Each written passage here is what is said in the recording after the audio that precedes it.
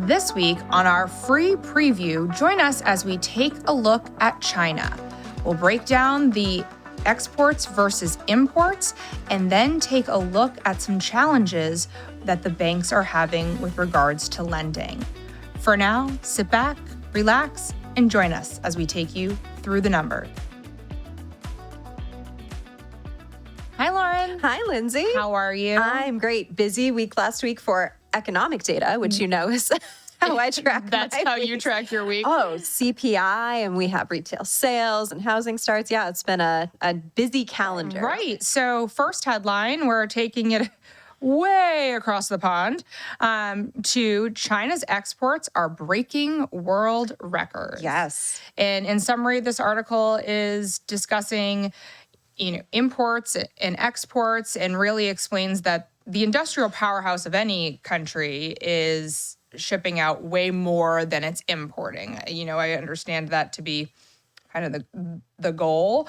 China is for the rest. I loved this. I loved this. I knew you would. And China is for the rest of the world what Home Depot is for dads. Yes. It's where we do a lion's share of our shopping. That might be the best quote we've read on this show. I know. China is our Home Depot. It's so true. And China's trades, the big takeaway here is China's trade surplus hit a record high, more than doubling since 2019. Yeah. So bring that full picture for us. What are the numbers? Let's do the numbers. China's trade surplus was reported just a hair shy of $1 trillion, 990 billion with a B, US dollars.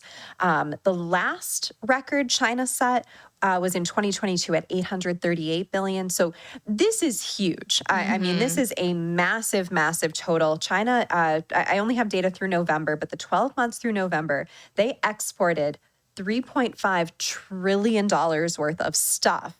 And of that, the trade surplus, so the difference between what they exported and what they imported, almost $1 trillion.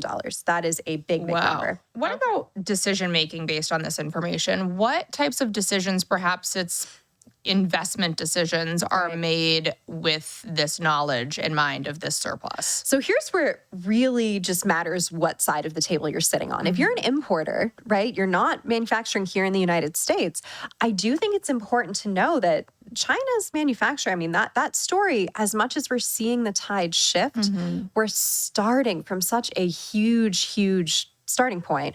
There is a lot still happening there. Even with tariffs, a lot of these products are still going to be cost competitive. Right. And I don't mean to jump. I know you're going to go here, but one example that I think is really pertinent is electric vehicles. Chinese companies, for a multitude of reasons, are producing electric vehicles at very, very low prices. The BYD's Seagull model is about a $10,000 fully electric vehicle. So that's wild. That is cheap. $10,000 to the consumer?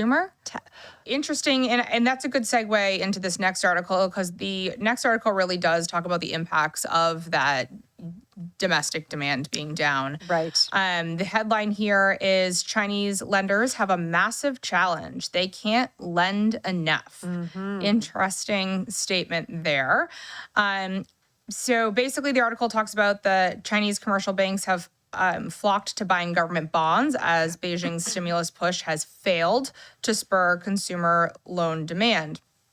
The article states that the total new yuan loans in the 11 months through to November 2024 fell over 20% to 17.1 trillion yuan, or the equivalent of 2.33 trillion US dollars from a year ago.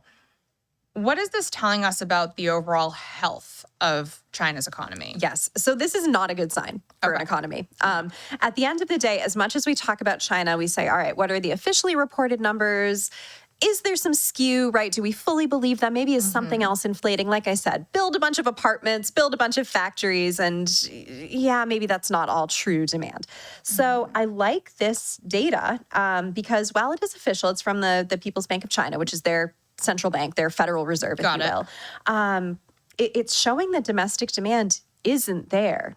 People are not taking out loans from banks, which is really, I mean, if we think of what do you need a loan for? A house, a car, right? These kind of general, on the ground, basic demand drivers for consumers.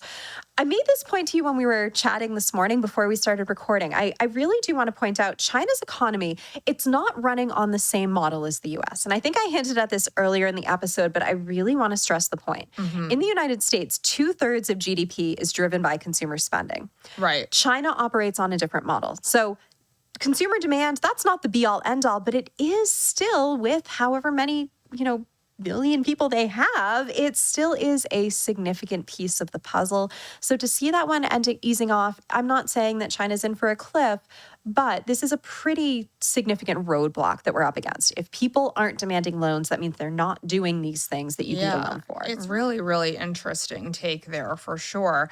And fun for me to kind of connect all of the dots on my end to see how this all feeds into one another and the potential impacts I'm already thinking of with regards to tariffs, because that's kind of the big question in all of our conversations. That is the wild card. We're going to have such a fun summit in March. I can't wait for that, just to have some real policies to drill into. But you're right. This background is so important. This is our starting point. And so where we go from here, I don't know. It's a big gap here in the trade surplus. So all eyes on the White House, but at the same time, keeping eyes on the Chinese economy as well, because kind of some interesting scenarios happening all at once. Yes, a lot of different dynamics going on. Well, always fun, Lauren. Thank you so much for bringing the data and the definitions today. I feel like I got a full education, mostly from also your background as well. So I thought I was out of the bond world, but it's still relevant to an economist, I guess. It really, really is. I'll never leave. I know. But that's it for our free preview of today's episode where we talk about China.